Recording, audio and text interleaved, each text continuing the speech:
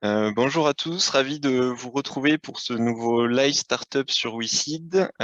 Aujourd'hui, j'ai le plaisir d'accueillir Jean-Marc et Christian, les deux cofondateurs et dirigeants de la société Mon Kilowatt, qui est actuellement en phase de collecte sur la plateforme. Alors, avant de leur laisser la main, je vous propose de vous présenter rapidement le déroulé de ce live. Donc, il y aura une première partie présentée par Christian et Jean-Marc, durant laquelle ils présenteront l'activité de Mon Kilowatt, les enjeux de la levée de fonds, donc pendant une vingtaine de minutes, on va dire. Et ensuite, une seconde partie durant laquelle vous pourrez poser vos questions. Donc, à ce titre, pour poser vos questions, c'est assez facile. Normalement, en bas de votre écran, vous avez un onglet, une bulle QR. Donc, il suffit de cliquer dessus, de taper votre question sur votre clavier. Et ensuite, je me chargerai de la poser à Christian et Jean-Marc. Messieurs, je vous laisse la main, je vous laisse vous présenter et puis dérouler la présentation. Et moi, je vous retrouve pour les questions-réponses. Merci Maxime, merci à tous de participer. Christian Sobion, fondateur et président de Mon Kilowatt. Je suis de formation docteur en génie électrique et j'ai un passé de dirigeant, créateur et dirigeant d'entreprise, dont notamment la société Cirtem, que j'ai cédé à mon associé il y a maintenant bientôt 3 ans. Jean-Marc, je te laisse. Alors bonjour, je suis Jean-Marc Ladanne, je suis le directeur opérationnel de Mon Kilowatt, je suis un entrepreneur toulousain. Depuis 30 ans, j'ai eu 2 entreprises toutes dans le domaine de l'électricité, notamment une entreprise très connue qui s'appelle le groupe IGE XAO, qui était dans la partie logicielle pour les électriciens, puis ensuite j'ai basculé dans les années 2000 vers les énergies renouvelables. Bien, donc je vous propose donc une petite présentation là de 20 minutes, comme l'a dit Maxime. Là, je vais vous partager mon écran pour cette présentation. Voilà, est-ce que c'est bon pour tout le monde? Ouais, parfait, Christian. Donc de ce webinaire, donc tout d'abord on s'est présenté personnellement, mais une petite présentation effectivement de Mon Kilowatt, créé en octobre 2016 avec 4 actionnaires expérimentés, donc Jean-Marc, moi-même, Stéphane de la Fournière de Cirtem et Charles Baudron qui est de IGE XAO.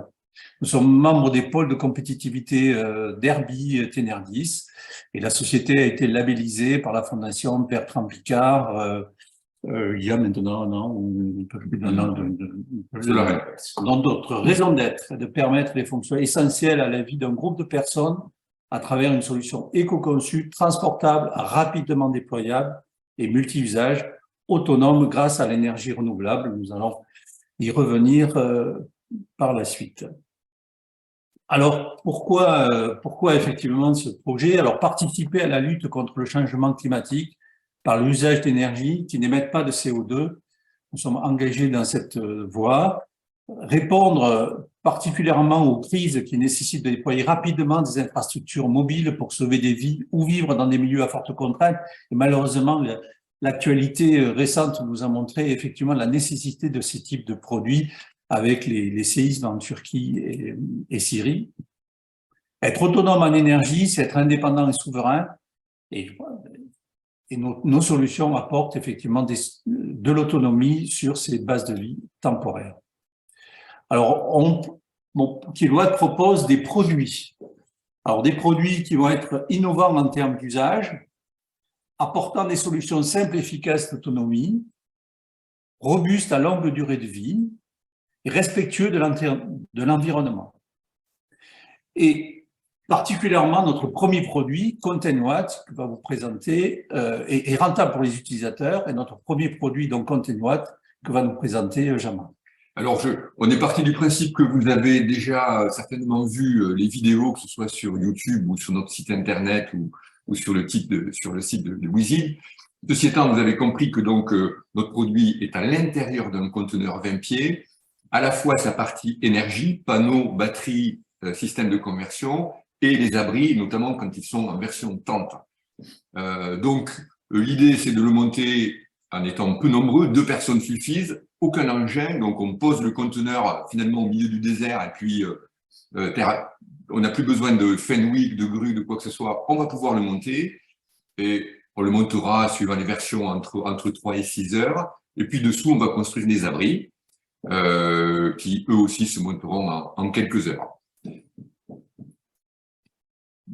Voilà, alors donc, évidemment, les usages sont multiples. Nous, on fournit finalement un clos couvert avec une autonomie énergétique. À l'intérieur, on va y faire un petit peu, suivant les marchés, ce que l'usager veut en faire. Mais voilà, on a cité quelques exemples de bureaux, dortoirs, de hôpitaux de campagne. Vous n'êtes pas sans savoir que nous avons 2 produits qui, pour MSF, vont partir très prochainement en Afrique.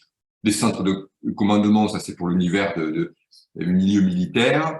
Ça peut être des baraquements de chantier, on y reviendra. Bref, ça c'est pour la partie abri. Et on a développé un partenariat avec CGLEC Défense pour, ayant de l'énergie, vous savez qu'on peut très facilement pomper, faire de l'eau, traiter de l'eau. Et donc on a un partenariat avec CGLEC pour faire une station de traitement d'eau totalement autonome. On peut aussi aller vers le milieu de l'eau atmosphérique et des électrolyseurs pour la partie hydrogène. Bref, alors donc on a, là aussi, vous devez certainement le savoir, un brevet international qui a déjà été accepté pour la zone européenne et les États-Unis. On n'a pas encore communiqué là-dessus, c'était il y a quelques semaines. En cours, la Chine, l'Inde, l'Australie, le Brésil et une grosse partie de l'Afrique. Voilà, c'est pas un scoop, mais la Chine est en train d'accepter notre brevet et on le communiquera bientôt.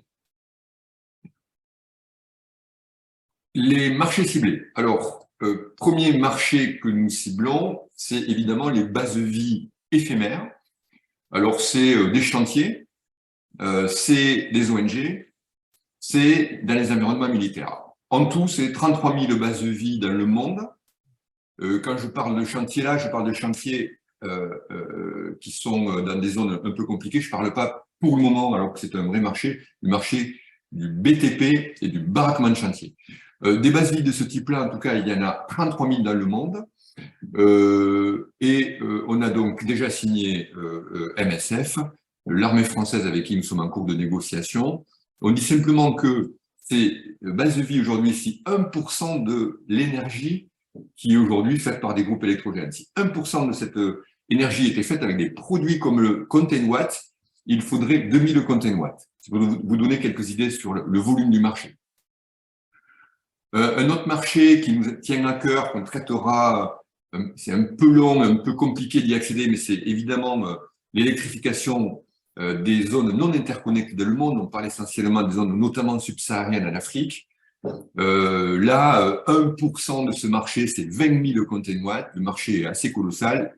La façon d'y accéder est un petit peu plus compliquée. On y reviendra tout à l'heure. Et puis, un marché qui est celui de l'événementiel. Donc, on parle des Jeux Olympiques, on parle de la Coupe du Monde de rugby. Voilà, là, il y a pas mal de choses qui se font.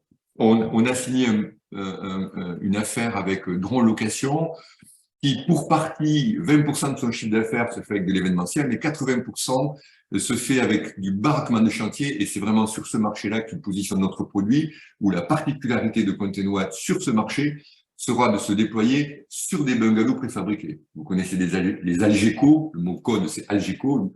Bien, vous les voyez souvent au bord des routes, ces Algeco posés à côté des chantiers. Avec notre système, on va pouvoir se déployer non pas sur les tentes comme vous voyez là, mais directement sur des bungalows. C'est un marché assez colossal. Alors la concurrence, 99% de l'énergie aujourd'hui éphémère dans des endroits où il n'y en a pas, elle est réalisée par des groupes électrogènes. On commence à avoir quelques produits comme les nôtres qui arrivent sur ce marché. Donc, ce qu'on peut voir sur nos confrères en tout cas, c'est que tout le monde sort des panneaux au niveau du sol. Nous sommes les seuls au monde, et c'est aussi pour ça qu'on a breveté notre système, c'est que nous sommes les seuls au monde à sortir des produits à moteur. Tout le monde les panneaux au sol. Alors évidemment, les avantages concurrentiels, quand on est face au groupe électrogène, c'est l'autonomie. On n'a pas besoin d'avoir une un ravitaillement des cuves en gasoil, donc c'est une réduction des coûts logistiques. Évidemment qu'on est déconnecté du prix de l'énergie fossile. L'aspect bruit n'est pas négligeable, hein, donc on n'a pas de pollution sonore. Et évidemment, c'est une énergie qui est carbonée pour ce qui est des groupes électrogènes, ce qui n'est pas notre cas. Concernant nos confrères qui font véritablement des solutions avec des panneaux solaires en conteneur, ben, comme je vous l'ai dit, ils sortent tous au sol. Ça a beaucoup d'inconvénients, ça prend beaucoup de place. Il y a des systèmes de protection. Il va certainement falloir clôturer l'enceinte pour avoir des niveaux de sécurité corrects. Généralement, ce sont des systèmes qui ne sont pas faits pour résister à des intempéries fortes. Et les panneaux sont à connecter sur place, alors que notre système, si vous avez vu les vidéos, vous l'avez bien remarqué, ils sont déjà connectés. Il y a zéro câblage à faire. C'est ce qu'on appelle le plug and play. Donc, la stratégie d'accès au marché pour ce qui est des bases de vie dans le monde et les milliers d'événements sportifs, il y a tout un tas de sociétés. Là, on en cite quelques-unes que vous devez, pour certaines, connaître. Hein. On parle de l'Oxam, Sodexo, voilà, ça doit vous causer, mais en fait, vous en avez des milliers dans le monde et des centaines en France.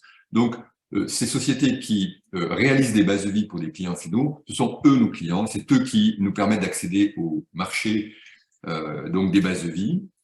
Sinon, pour ce qui est du marché de l'accès à l'énergie, là, Christian, si tu veux bien avancer un petit coup, voilà. Donc là, on va se faire très certainement financer une expérimentation, très certainement en Mauritanie, pour tester un modèle économique qui nous paraît pertinent sur le marché africain. Ce qu'il faut noter, c'est, vous le voyez en bas, c'est la petite flèche verte, c'est qu'il y a très certainement à travailler un marché de deuxième main extrêmement intéressant, c'est-à-dire récupérer des produits qui auront été utilisés 4 ans, 5 ans, 6 ans sur le marché dont on parlait, des bases de vie, qu'on pourrait racheter d'occasion et remettre sur le marché africain, après, bien évidemment, avoir fait subir une remise en état tout à fait correcte pour repartir. Nos produits, il faut quand même comprendre qu'ils sont faits pour durer 25 ans. Hein, voilà. Concernant nos affaires commerciales actuelles, comme on l'a déjà dit, on a une Médecins sans frontières qui nous a acheté 2 produits pour 720 000 euros. Ce qu'il faut regarder, c'est le potentiel de Médecins sans frontières qui, sur 2023, est entre 1 et 1,5 million d'euros. Globalement, ils sont intéressés pour en racheter entre 2 et 4 de plus. La base de vie Civil Chantier, c'est Drone Location. Nous avons reçu leur commande. C'est donc le fameux déploiement sur des bungalows déjà préfabriqués. C'est pour accéder au marché du chantier BTP français et aussi un petit peu d'événementiel. Là aussi, le potentiel est assez important. Si le produit répond aux besoins, Drone a une quinzaine d'agences, c'est entre 1 et 2 produits par agence. Voilà, donc on parle de 15 à 30 produits. Et pour ce qui est de l'armée, les négociations sont en cours. Le contrat avec l'Agence Innovation Défense qui nous passera le contrat est en cours de discussion. Et le produit sera testé sur une base qui est du côté de Bordeaux avant d'être envoyé en opération extérieure. Et là aussi, les besoins militaires sont assez considérables, même ne serait-ce que si on ne parle que de l'armée française, évidemment. Alors pour l'équipe aujourd'hui, en fait, jusqu'à présent, mon kilowatt s'est consacré au développement, à l'ingénierie relativement poussée de notre conteneur. Donc nous avons aujourd'hui 5 personnes actives effectivement dans la société, qui travaillent pour le développement et la production des premiers produits.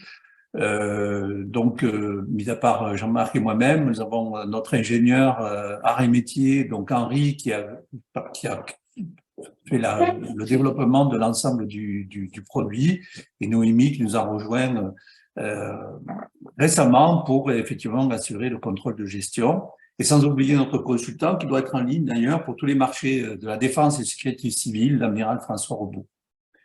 Mais elle s'appuie sur un réseau de partenaires locaux, les sociétés locales ADG, SAPA, RDIE, Human, Socotec ou WOW, Et les partenaires du financement, PPI, BPOC, Région Occitanie, et industriels tels que Schneider Electric, utilisent pour la partie tente et Cegelec Défense, dont Jean-Marc a parlé tout à l'heure. Et cette équipe va devoir se renforcer fortement, et c'est l'objet effectivement de notre levée de fonds. Donc, si on résume, on est dans une situation avec effectivement un contexte mondial qui est favorable, hein, avec un produit qualifié et breveté, un pipe qui se remplit aujourd'hui avec 500 contacts et 3 millions d'offres cumulées. Et donc, nous avons fixé un objectif de CA cumulé de 35 millions d'euros pour la période de 2022-2026. Et c'est pour répondre à cet objectif qu'une levée de fonds a été initiée afin de recruter une quinzaine de personnes à l'horizon 2025 pour assurer le développement commercial à l'international, poursuivre l'effort de développement de produits parce que la gamme doit s'étoffer et mettre en place, organiser les moyens industriels, une des clés effectivement de notre développement. Et enfin, financer le cycle d'exploitation de l'activité. Donc le besoin est identifié avec 800 000 euros minimum, une augmentation de capital de 500 000 euros auprès de Wizit et quelques business angels, et un prêt moyen terme viendra compléter. Donc, dans l'utilisation, on a à peu près une répartition où il y a 40% pour la commercialisation, 23% pour l'industrialisation, le reste en développement produit et cycle d'exploitation. Alors, quelles sont les raisons pour investir? Nous en voyons deux principalement. Participer à un projet qui a du sens, en proposant des solutions efficaces d'autonomie pour les situations d'urgence, participer au développement économique de zones isolées et une démarche éco-responsable, et enfin soutenir un projet industriel sur le territoire. Investir dans un projet rentable, un objectif de 10 millions d'euros à l'horizon 2025 avec un EBITDA de 15%, une ambition à terme de 100 produits par an, et une sortie industrielle envisageable à l'horizon de 5 ans. Et enfin, comme PME, un avantage fiscal à cet investissement. Alors, on vous remercie de votre attention. On est prêt à votre question. Petite juste soutien. Je tiens à signaler que notre engagement avec Jean-Marc depuis long terme sur les aspects sociétaux et que nous soutenons l'association Toi à Moi depuis plusieurs années qui héberge et réinsère des sans domicile fixe.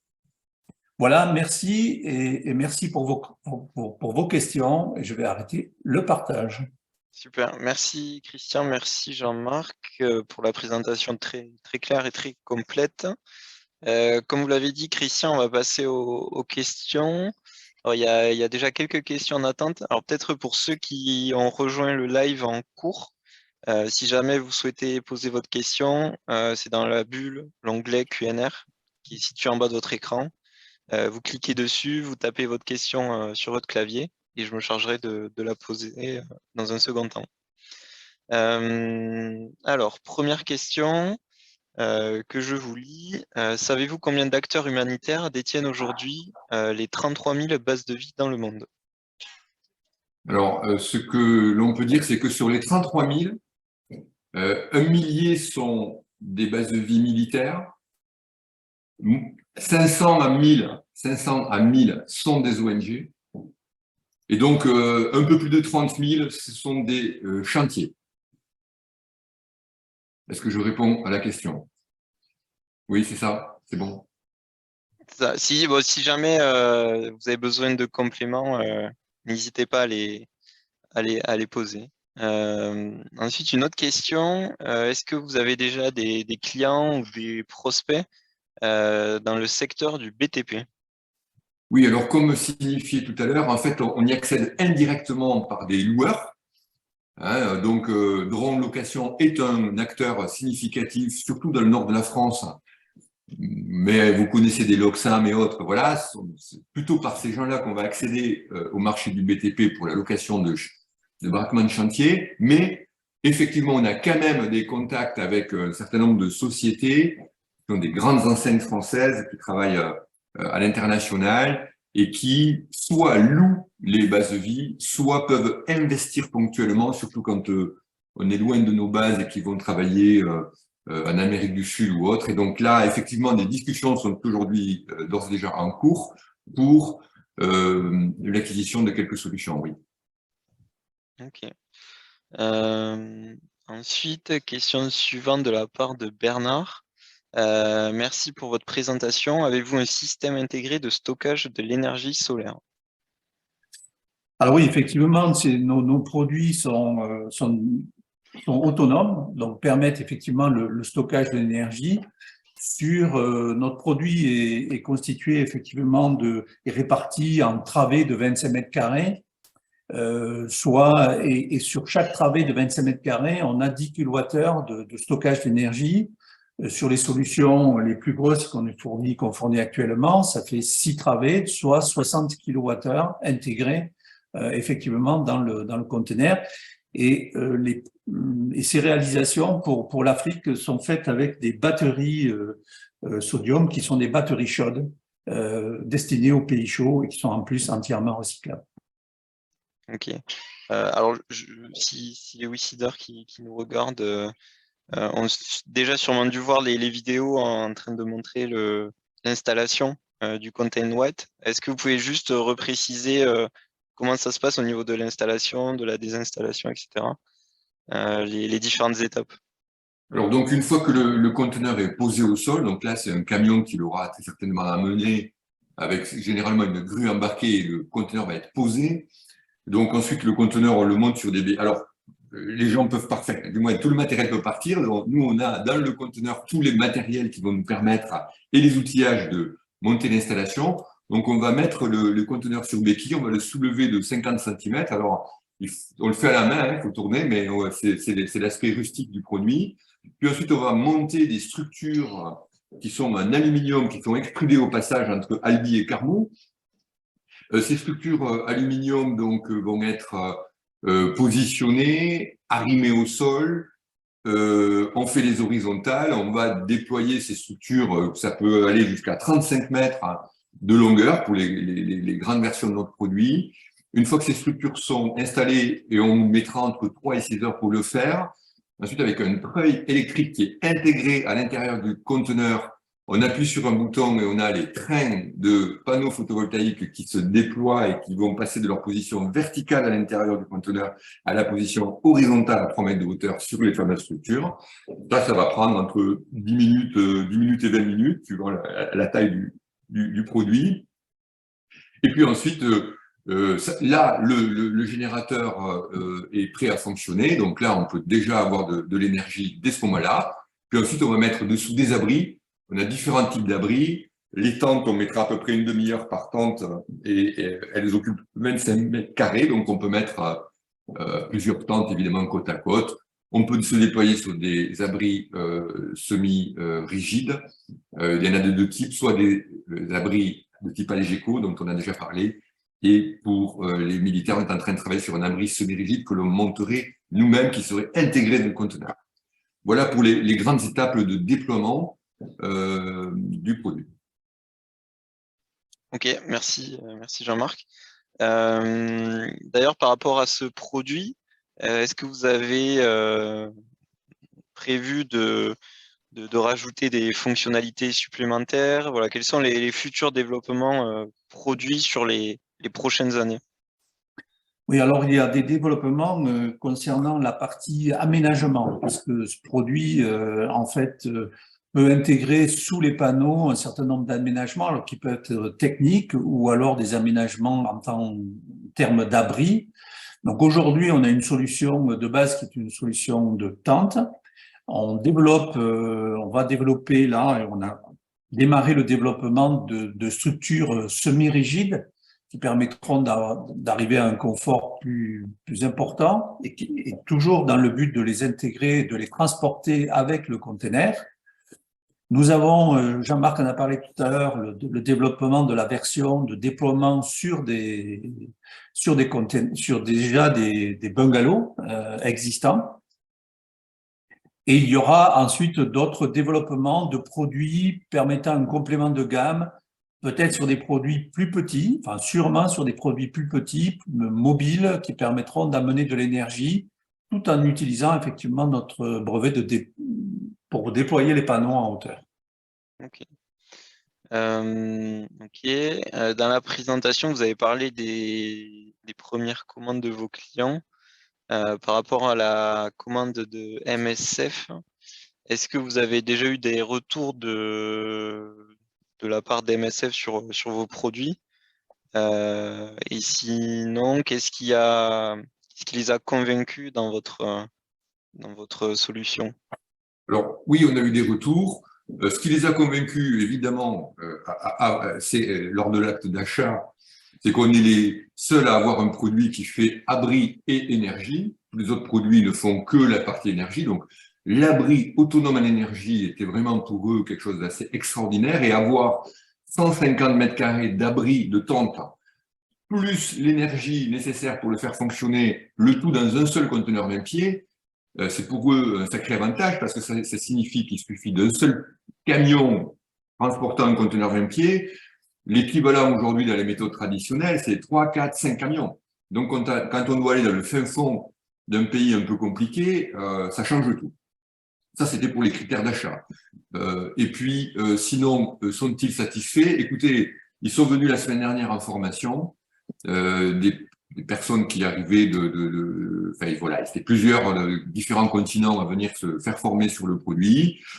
Ils ont été ravis. Voilà, ils trouvent que le produit est costaud, solide, simple, rustique.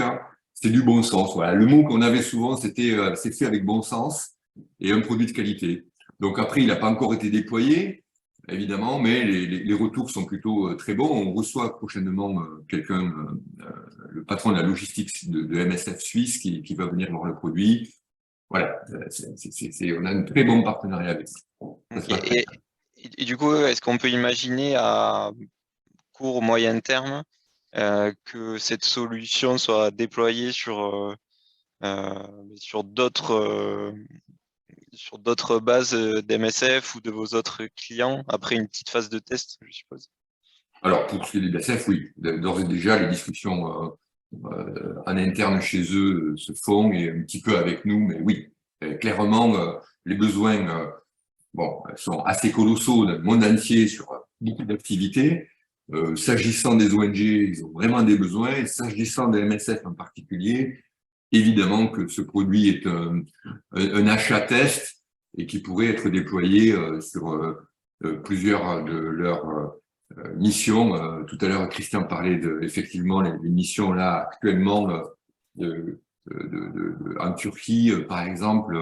Notre produit pourrait évidemment être totalement bien déployé et utilisé. C'est un peu fait pour ça aussi.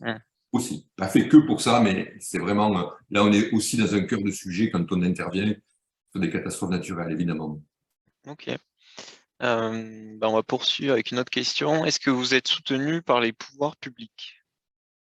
Alors, on a bénéficié, enfin, depuis le début, on a bénéficié de quelques aides, effectivement, auprès de BPI et de la région Midi-Pyrénées, essentiellement, sur des programmes PIA3 pour le développement et la réalisation, en particulier, de notre démonstrateur.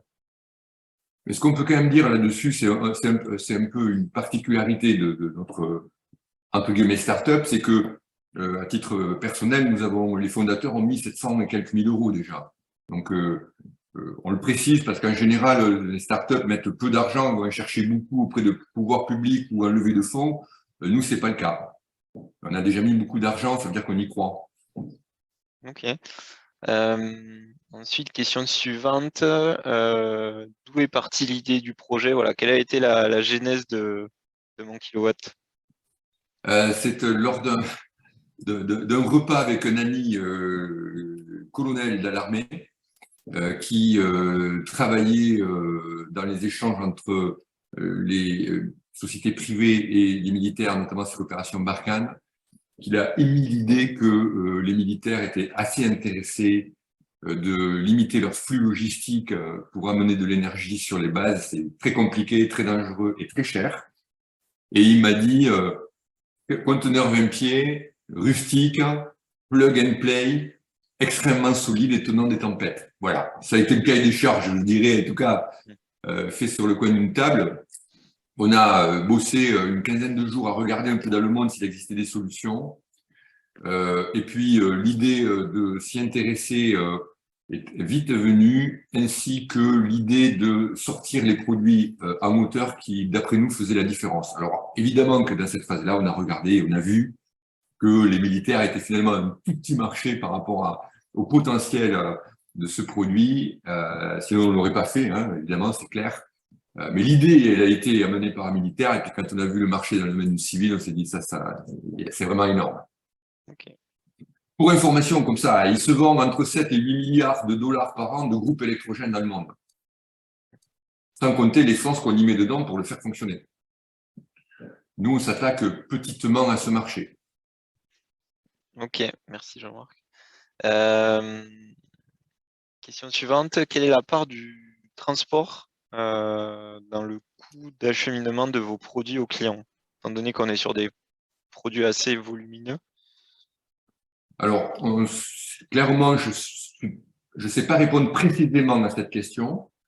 Ce que l'on peut dire, c'est que la compacité de notre produit, c'est-à-dire qu'étant donné qu'on peut amener à la fois l'abri et l'énergie, et une fois qu'on est installé, on n'a plus de flux logistique puisqu'on est autonome en énergie, les flux logistiques avec nos produits sont extrêmement réduits dès le départ de l'installation de notre produit ou de la base de vie, et ensuite quand on l'a fait fonctionner. Donc je dirais on est extrêmement réduit. Le coût ou le poids du transport logistique de notre produit, par rapport à notre produit, ben, ça dépend où est-ce qu'on va le déplacer. Et ce que l'on peut dire, et pour être très clair aussi, c'est que si c'est pour l'utiliser 3 jours et qu'il faut l'amener faire 500 km, honnêtement, on dira, prenez un groupe électrogène, on va y mettre moins de CO2 que d'utiliser notre produit. Voilà.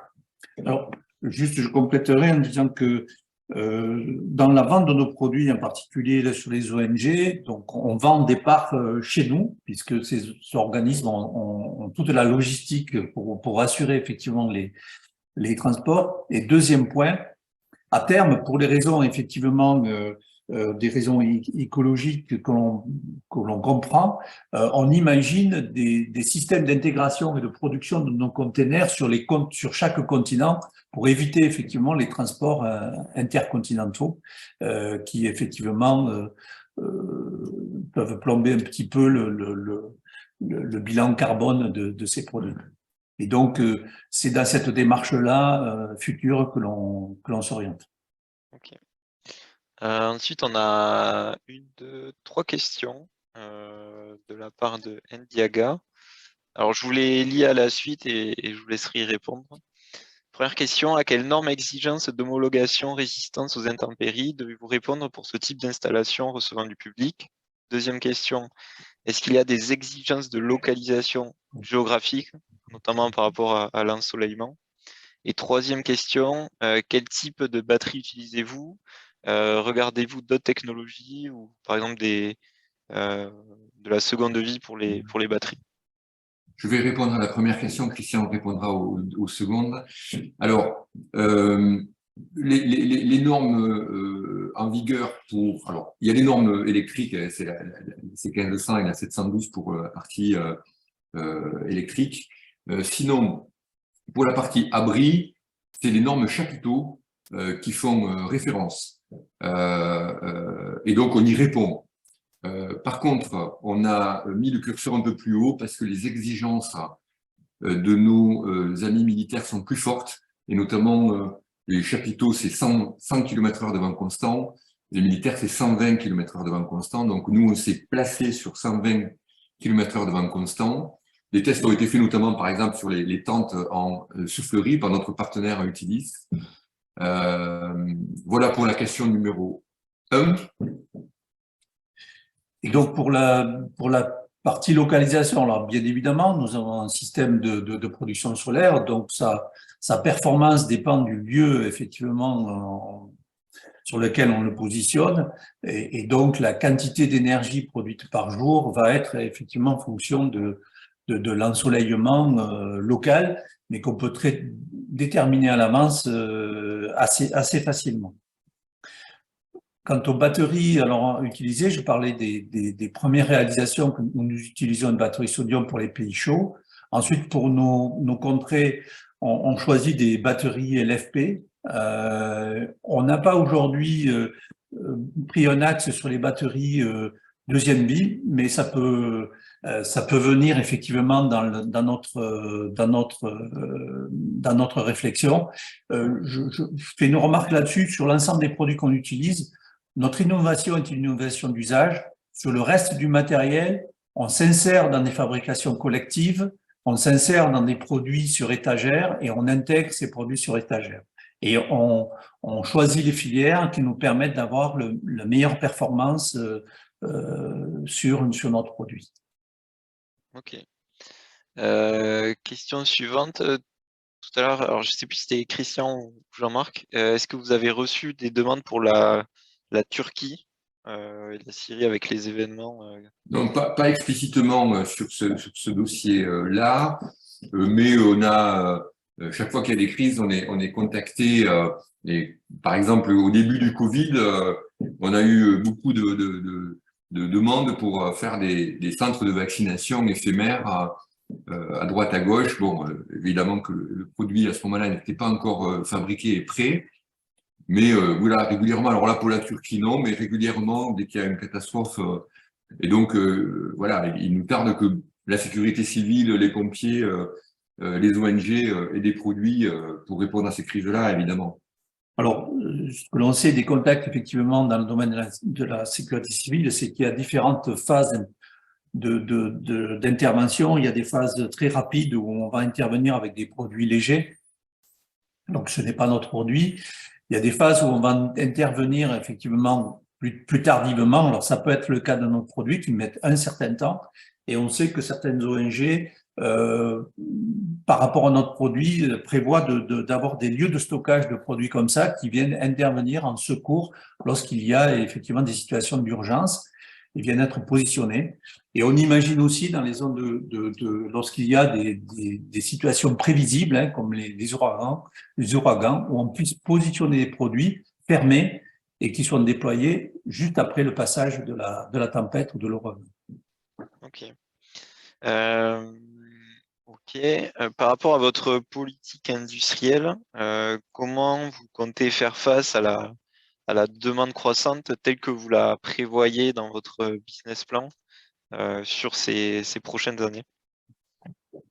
Bon, alors, en termes industriels, on est assemblier. Donc, on va intégrer des produits et donc, tout l'art consiste effectivement à choisir des partenaires industriels qui ont la capacité de répondre effectivement à ces enjeux. Alors, ces enjeux sont peut-être importants pour une start-up en volume, pour des industriels, et localement, on a pas mal d'industriels qui travaillent pour l'aéronautique et qui ont des capacités effectivement dans ce domaine-là. Donc, sur les premiers en particulier réalisations, on travaille à la société ADG et on va effectivement avoir une politique d'assemblage, d'intégration et de test de nos produits après la phase de conception. Donc, en fait, c'est au réseau de partenaires qu'on va s'adresser avec effectivement toute une politique d'achat, d'approvisionnement en adéquation avec… et c'est ça qui nous permet d'envisager des croissances importantes qu'on n'aurait pas pu faire effectivement en interne. Ok. Ok, question suivante. Est-ce que la solution fonctionne la nuit? Si oui, par quels moyens? Alors, les panneaux solaires ne fonctionnent pas la nuit, mais nous avons du stockage d'énergie et c'est un stockage jour-nuit. Donc, le stockage, je parlais tout à l'heure, hein, c'est-à-dire de 10 kWh par 25 mètres carrés, donc 5 kW crête de panneaux, nous permet effectivement de faire du stockage de jour-nuit et donc d'assurer effectivement le fonctionnement de nos matériels la nuit, d'alimenter en énergie la nuit l'abri. Ok. Ok. Tout à l'heure, dans la présentation, Christian, vous avez évoqué l'équipe et son renforcement.